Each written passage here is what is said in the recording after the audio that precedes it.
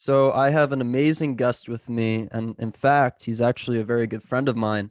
Vazul Heights, everybody. He has one entrepreneurial mind. In fact, he has many businesses that he's gone through his entire life. And we're here today joined by him, and he's going to tell us a lot about, his insights, his interpretations of, a wide variety of conceptions evolving around business, global macro, finance, you name it. So, Vazul, I really appreciate you joining in and conversating about what not too many people are going to be conversating about. For sure, man. Thank you for having me. Yeah, I a little bit of background. So again, yeah, I'm Buzzwell Heights. I started playing around with stocks and the stock market back in high school. I think I bought a book from William O'Neill, one of his books, and just what the hell? I'll just try it out, and it went well. And I began managing some money for friends, family, that sort of a thing, and that went really well. And then I managed a little bit more, and I've kind of been doing that. And I got to the point where I noticed a lot of the things that I did to do the analysis was just not necessarily boring, just insanely repetitive. And I'm like, I like trying new things, and it was really frustrating just doing the same thing over and over again. And so I spoke to my buddy about creating some systems to autonomously trade for us, and we ran a couple algorithms for a few years that did pretty okay. And yeah, in the middle of that, just doing other businesses and other entrepreneurial things as well. So, take us through your journey when, managing other people's money. Have you found that what is the difference in your eyes between managing other people's money and yours individually? What do you see as the difference? Man, dude, it's really interesting. I think you have to think twice about some of the analysis, right? Because now if you're just managing your own money and it screws up in some way, okay, that's on you, and you yourself are liable, and it's just consolidated to you. But if it's other people's money, I found myself like, okay, do I? What are the implications of making this trade? Like, do I really want to be doing that? Which is kind of what led us to want to create an algorithm as like, what, take the human emotion out of it, right? I, all the people that I'm managing money for, I don't have to worry about that. I want to build a system that doesn't even take that in as a variable. Yeah, so that was kind of actually the motivation to do that, is like, all right, I noticed little differences in trading just from my own account versus the account that we had a few people under management. Fantastic. And did you, prior to establishing, so-called, we'll call it a quant fund, shall we? Go Uh, for it. Yeah. so prior to I'll take that title. Yeah. great, did you have any programming skills before that, or did you learn it as you were attempting to establish your entity? How was that settled? Yeah, so I know nothing about programming, or at least very little, not enough to write a cohesive bit of code. And so what I did was I called a few of my buddies up who did program. I said, hey, explain what I'm trying to do. And I said, is this even possible? Like, and at the time this was in high school, I had no idea that, quantitative trading was a thing. And so, after some research, I was like, oh, wow, yeah, it is possible. And so oh man, so learning, the year after that, we just tried so many things that failed tremendously. And thank God we did, because finally, it led us to where we are now. Which, a little bit more background, this past summer, a few months ago, we had a system up and running that was I think at least double or quadrupling the market, and that was before we had even incorporated like the backbone of the machine learning model that we actually wanted to create. So in any case, that's where we left it. And since then, both me and my partner, who's the programmer, I'm more of the analysis guy. I'll come to him and say, hey, I got another idea. How do we make this work? So I don't program, he's the programmer. And yeah, that's those are the kind of two fields that we go at it. It's quite the setup. It's really a collaborative effort. I really love that. And so throughout your process of creating your quant fund, and now we could say that you're established, right? So, what are you looking at, are you looking primarily at volatility? Are you looking primarily at price, volume? What, whether it's breadth indicators, what are you looking at? Yeah. So in the model that we created back in the summer, it mainly looked at, yeah, volatility was a big one. And the other two were like, I think MACD was a big one. We just used a couple moving average, like we try to keep it as simple as possible. Because until we were able to take a look at an insane amount of data to create a machine learned model, we wanted to just make it as straightforward as possible. And so basically, for example, just the MACD, a lot of people watch the moving averages of the MACD and trade, based on that. We traded based on like the actual histograms and, certain positions that they were in, or, the distance of them compared to the average, and, all this sort of a thing. That's one of the, yeah, probably that one in combination of like other moving averages, volatility. We played around with VIX for a little bit to see if there was anything there. Just an insane amount of trial and error. Yeah. That's great. I believe trial and error, that truly is the key to really finalizing and concluding what works and what doesn't. Because clearly you have to try something to see if it works. So what, Yeah. right? What, going through this process, like we've said, it has to be tedious. I mean, how many hours would you say in one work week would you put into just this business? Probably over 80, I would say. Like, Wow. dude, during the summer, so prior to COVID, we were planning on having, I think, about 6, hands on the keyboard people, guys, girls, whoever, actually programming stuff out. And so, we were lining everything up like, okay, this is the type of volume that we want. We got to bust out a whole bunch of research. And COVID hit, and for some reason, some of the parents of the people that we wanted to bring on, because we were all in college and whatnot, didn't want them to come to the place where we were all going to be set up. Said, okay, that's fine. We'll work from Zoom. Is that fine? And their parents still didn't let them. So we're like, you know what? Okay, we'll work with what we got. This is life. Of course. We'll make it work. And so we ended up having, I think, a little around half that, so 2 to 3 guys on the keyboard. But basically, how the average day would go, we wake up, get to work before 9, and I mean, in order to be the most efficient, since I'm not a programmer, we would build back testing systems, which is what took a while. Building a system that actually looked back historically at decades and decades of data, and then said, okay, what are we trying to test out? And then we would build those parameters in and send that to my computer, where I would, okay, mentally, all right, let me try this, right? Let's instead of a value 3 here, we'll try a value 5. Granted, with machine learning, this would have taken care of it. However, we wanted to just real quick, this was a way of testing out really simple ideas that building a whole machine learning algorithm around wasn't really in the cards for the amount of people that we had, the amount of time that we had. And then we would end like 1 to 3 o'clock in the morning, usually. And I mean, just constantly trying new things. And it's really interesting. It was quite frustrating at times, because weeks would go by and we wouldn't find anything that was constructive, right? Like, we'd be building systems, things to test, new ideas, looking through research papers and pulling info from there, and like, okay, let's try it. And the amount of failure was insane. By the end of summer, though, I think we had 3 to 4 systems that we tested over 15, 20 years of historical data, 5-minute candlestick. So that's hundreds of thousands of data points in terms of, per candlestick. And each system was around between, like, I think it was 20 to 40% in terms of annual growth, no leverage, just trading stocks on the S&P. But man, lots of error. Holy cow.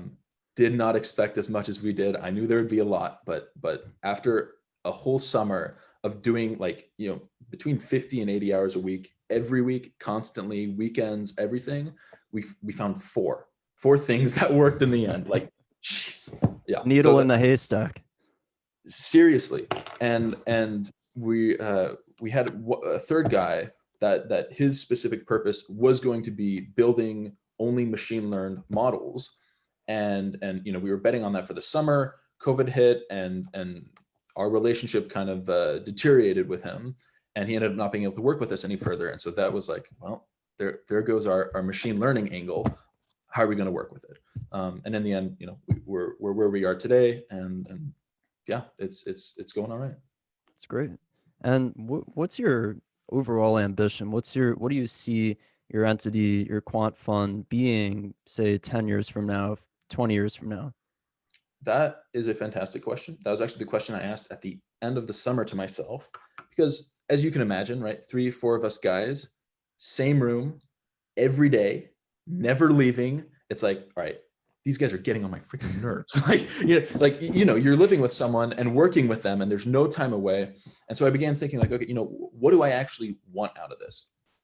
And I came to the realization that, I don't know if I want to manage a quant fund my whole life. Like I love being creative. I have this really entrepreneurial, I'm always trying new things. Like, my mind never stops working. And I'm like, I think I would want to, instead of managing a fund, what would be, I think, great for what I'm trying to do is create a system that runs in the background. We build an error handling, we check it on a weekly, monthly basis, whatever, something we can trust, and just let money ride on it while I can focus my attention on, other things that I can build, automate, and move on.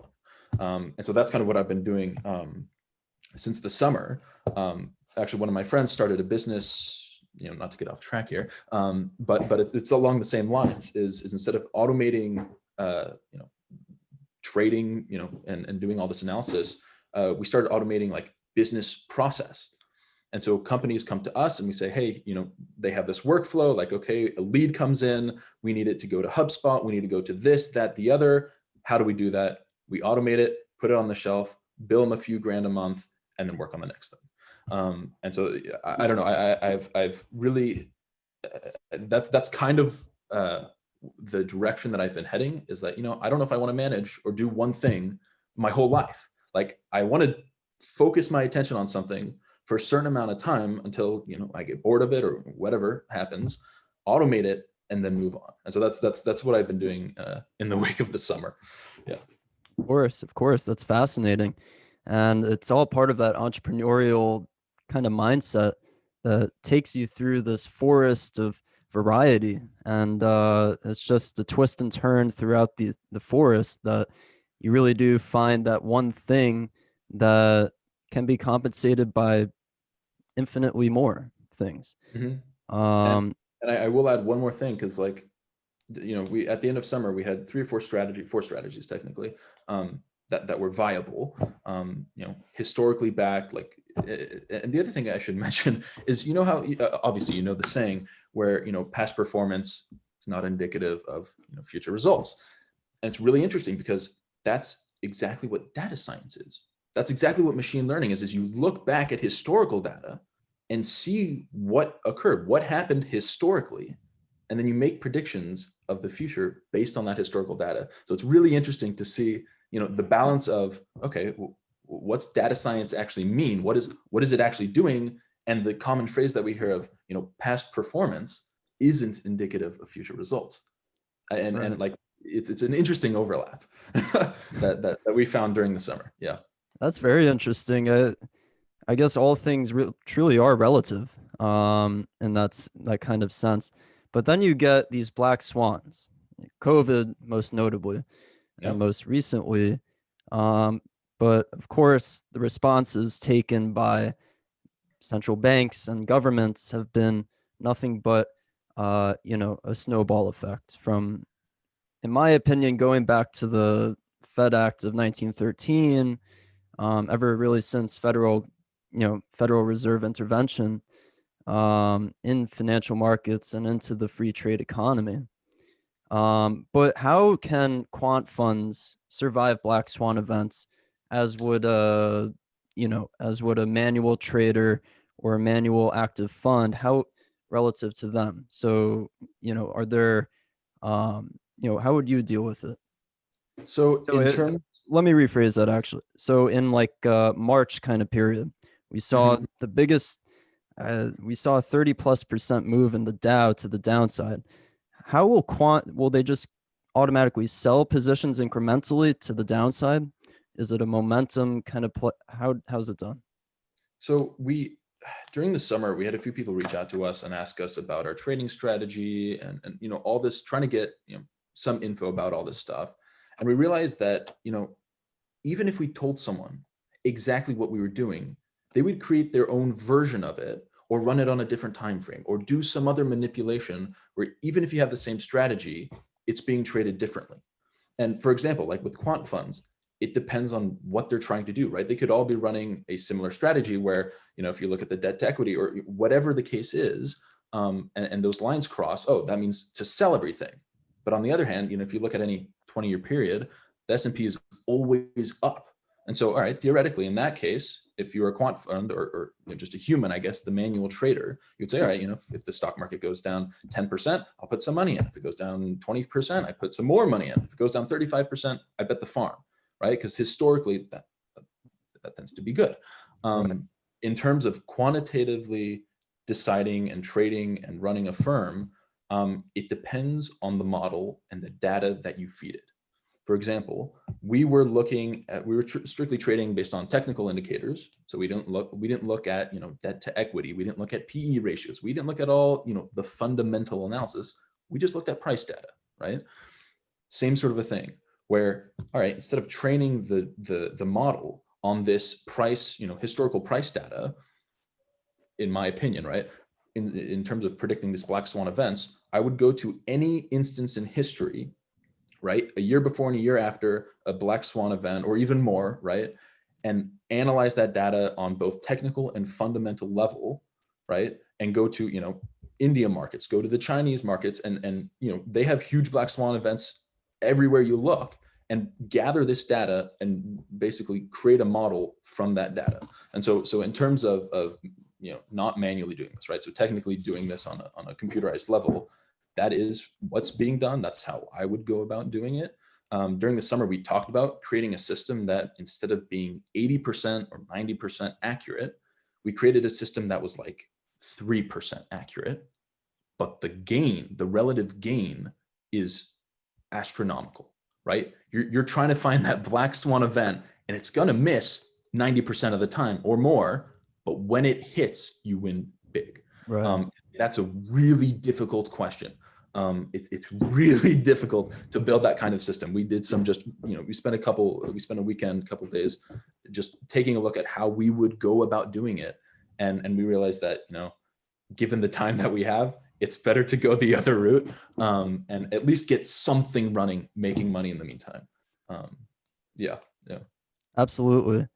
It's I should mention well, I forget who the analyst was, but I remember explicitly because the ideology that came from him was one that I've never heard of before in terms of strategically rebalancing a portfolio, in turn of a black swan event. And really, you don't need to do anything at all. It's already positioned into the portfolio, and it's just a proportional kind of balance between going long vol and short vol. And in turn, you have, based on your proportions between long and short, you have, well, maybe now that we have been in the longest ever bull market in history. So now it's a little bit different, to say the least. But I mean, I was talking about this with a friend the other day, and it's just like throwing a needle, I mean, a dart at a dartboard, and you hit dead center almost every time, because that's how the markets have been laid out for us. Throughout most of our lives, throughout most people our age's lives, and most people's careers have been filled with bull markets. I mean, the last bear market we've been through was really after the Volcker rule came into effect, and really since the 70s with the inflation spike, um, and the whole Volcker thing. But I think, we haven't really faced, this new Gen Z has not really faced, a bear market quite like the 70s and 80s. So I fear that inevitably when that kind of market environment arrives, um, the rebalancing that needs to be done, because nobody's on collateral right now. Everybody is levered up on debt, or refinanced on their, home equity lines, or they're just taking their stimulus checks and redirecting to the stock market, or Yeah. maybe an ARC. Fire. Yeah.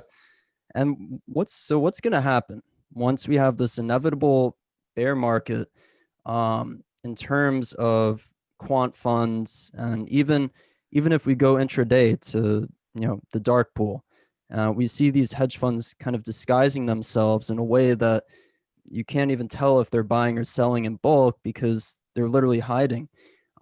It's only you see after the fact that they bought and sold, but it's obviously extremely lagged. So how can you identify it? Dude, if I had the answer to that one, I I mean, it's a super valid question, right? How are they going to be able to build this in, or how do they even account for something that is completely unknown? It's And like saying, sorry, it's also like saying the Eurodollar system is, we don't know anything about the Eurodollar system, and it's potentially 10 times the size of the monetary base, in the US. That's Mhm, just mind boggling because, I mean, because obviously the euro against the dollar, it's much stronger right now because, well, mhm, we've just had a 10% correction in the dollar. And I think we're going to see a whole lot bigger of a correction relative to the euro. But if that's the case, then all of these trillions and trillions of dollars that are, being cycled in the euro dollar system, well, they're stuck there. They're held in inventory. They're being hoarded on. mhm. But anyway, I went off track there. Let's go back No, to. and and that was something that we were trying to think of in the summers. Like, okay, do we want to build a system that looks out for these types of events? Like, okay, what kind of data do we need to accomplish something like that? A lot of data, and a lot of expensive data, apparently. But we it depends, at least based on our system, right? I can speak from within because I read a lot of books. During the summer, we read a whole bunch of stuff, about Jim Simmons and all this fun things, and you can kind of get a very, very vague of what they're doing, but you have no idea, right? Bottom line, and they want it that way, right? They're, like you said, disguising the orders, right? Placing a whole bunch of smaller orders and different, like, oh my God, like super cool stuff. But with our system, we were like, we don't want to be we don't have the kind of money to go out and buy, thousands and thousands and thousands of dollars of data to test our stuff on. Okay, so how do we solve this problem, right? How do we build a system that stays strong regardless of the macroeconomic climate that we're in? And the answer, that super simple answer that we found, was that, all right, well, what if we looked at a smaller time frame, right? So instead of trying to predict what's going to happen a year from now, we predict what's going to happen a week from now, right? It's a lot easier to predict where we'll be, for example, in the next 5 minutes than it is a year and 5 minutes. Right. And so depending on the quant strategy, which who knows what it is, right? It could be a week out, it could be a 3-year period out, or even longer term. We don't know. My suspicion with Jim Simmons and the Renaissance and all that fun stuff, based on all my analysis and just looking at what he did, it is around like weekly time frame and less. Obviously, they do a whole bunch of different stuff, but anyway, that guy's unreal. Yeah, I gotta ask. We'll keep going, but after I gotta ask you more about him because I find him extremely fascinating as well. Yeah, really, really interesting guy. But in short, that was basically our low budget solution to, all right, how do we solve this? How do we not get affected by this? Well, we look at a shorter time frame. We try to predict things that are shorter. We might not make as much as a percentage, but if we can consistently do that over and over again, regardless if it's in a bull, bear, stack, whatever it is, it still stays, the percentage accuracy doesn't waver. The beta and all this stuff is still in line with what we're trying to do. that was basically our solution for what we're working on this summer. Yeah. Okay. And yeah, so I was curious that, take Renaissance, for example. It was started with nobody special that specialized in finance. Nobody was in finance. And that's the most striking thing I find about it, is the fact that you had psychologists, you had I'm people studying Anyone disease. anyone other than finance, literally anyone other, yeah. Yeah, that's a Really, good way to put it. yeah. They had astronomers come in. They had like people from, why would you bring an astronomer in? Well, the reason, as I'm sure you know, is they handle a lot of data. They look at star patterns and charts in the sky, right, as opposed to on the screen, and yeah, they handle a lot of data, and those are the tools that he needed. Oh my gosh, crazy. Yeah. So anyway, sorry, I interrupted. No, that's all. I mean, it's just crazy to fathom about, because it's not every day, given his track record, especially. I mean, it kind of proves something that, as this technological, um, you know, uh, transformation in society really is taking place right now, and it has been for some time. Which, by the way, is extremely deflationary in wages, but will, because it's being replaced by jobs. Mhm. But that's another story. But it's crazy to think about, because, you know, there's kind of no limit to what can be included on the side of tech. Within, whether it's fintech or just general money management, inclusive with quants and tech and whatever. But really, there's no limit to what can be included. So you just said 100%. astronomers. What's next? I mean, we're going to get people studying diseases, somehow contracting data on that, and just Yeah, I mean, we were looking through hitting the bullseye. research papers this summer, and one of the things that we started looking into was a system. This group, I forget what school they were from. In any case, um, they had created a system that made stock predictions based on company jet numbers going to and from certain locations. For example, Omaha, Nebraska. What company jet would need to go there? Well, no one, unless they're meeting with Warren Buffett, probably, right? Like middle of Nebraska, of Omaha. What else is there? And they began. They did insanely well, and it's out there on the internet. You can look it up, and I think they have a few papers published about being able to make a lot of profit just from tracking planes. Like, what an interesting idea, right? And like, okay, throw that into the model, right? Granted, it's a lot more complicated than just, oh yeah, flick the switch and put it in, as we very quickly found this summer.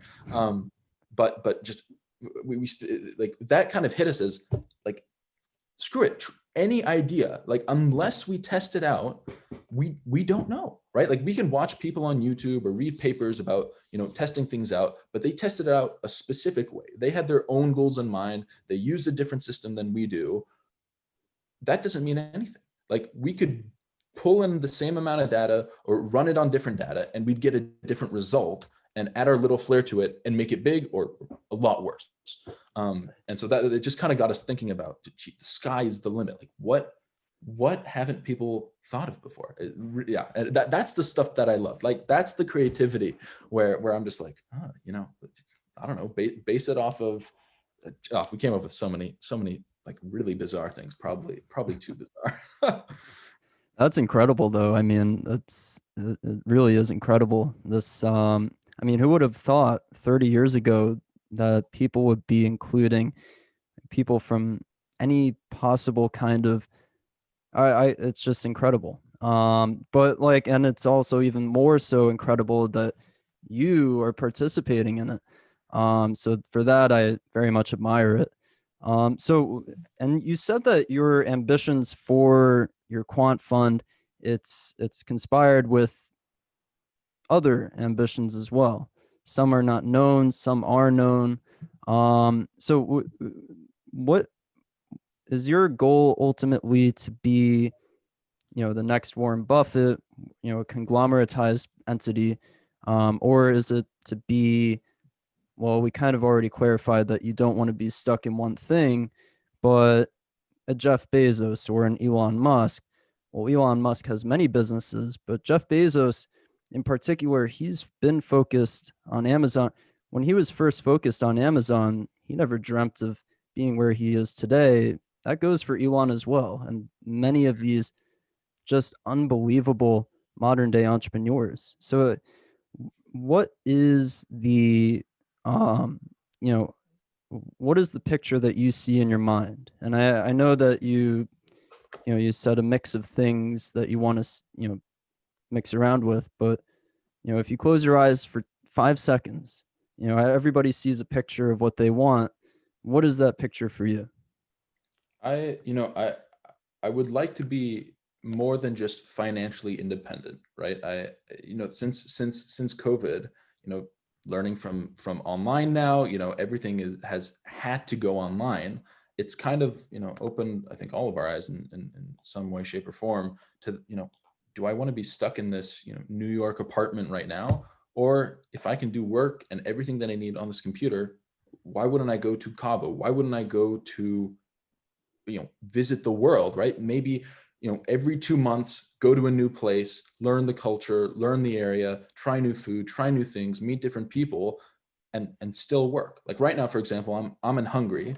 It's 7:38 at night. I'm on East Coast schedule in Hungary. I'm able to work from here. I'm able to do super cool, fun things, collaborate with people from Portugal, from the US, etc., and still have a life in the light in Hungary. And I think because of that, it's ideally I would like to build things that can be automated so that I can consistently, have enough resources to do this sort of traveling, right? Live comfortably. If I don't want to work for the next month because, I have to go to some sort of family emergency or I have to do other things, I don't have the iron, or I don't have the golden handcuffs, right? I'm not tied to my work. And actually I went to a seminar about this a year and a half ago, something like that, where, instead of following the traditional pattern where the average American saves, they say 5%, but it's less than that, but about 5% of their income every year working for 45 years. Instead of doing that and building enough to retire on, why not save like 65% and work a lot less? That way you free up the second half or second 2/3 of your life to go out and comfortably do whatever you want to do. And that's something that I'm really passionate about. I don't want to be tied down to a 9 to 5. I don't know, since I can remember, I've always been building stuff with me, my friends, this sort of a thing, and kind of being the, all right, which way is the wind going? All right, let's go. This is the direction. I've been working with my friend on the automation thing where he's more of the guy in charge, and it just feels different. I don't know if it's a good thing, if it's a bad thing yet. We'll see. We're building cool stuff. I love building cool things. But that's sort of my vision has kind of changed. I would obviously like to be more than just financially independent. But I think that is the first step. So that's that's where I'm headed right now. Fantastic, Vazul. Really inspiring as well. I'm sure to all the viewers going to watch this soon. And we could talk for much longer than this, I'm sure, but for the sake of time, we'll end it here. So do you have any information or URLs that you could give out to people? And by the way, if there is any information, it'll all be in the description below, so viewers can just click on it. But if you'd like to say anything where viewers can check out your work or contact you if they have any questions, potentially anything like that. Yeah. I'll put my email. We'll put my email and stuff down below in case people want to reach out. I'm working with a couple different groups right now in terms of just automated trading things. If you have an idea of, hey, what if we test this idea out? Or, maybe you've been trading and you want to automate it, but don't know how. Like, we love working with different people and programming things out, seeing, how can we make this better? But seriously, reach out. It's so much fun. I love this sort of a thing. In terms of YouTube, I've been, or the past few months, I created a few videos of, I don't know, things that I wish I had known like 4 years ago, from starting businesses to trading to horrible mistakes that I've made in trading, in business. So I created a YouTube channel, just downloading my thoughts basically. But yeah, that's all I got, man. All right. Thank you for Well, having me, by the way. oh, thank you for coming. It's an absolute pleasure. It's an absolute pleasure. All right, everyone. Vasul Heights, thank you very much.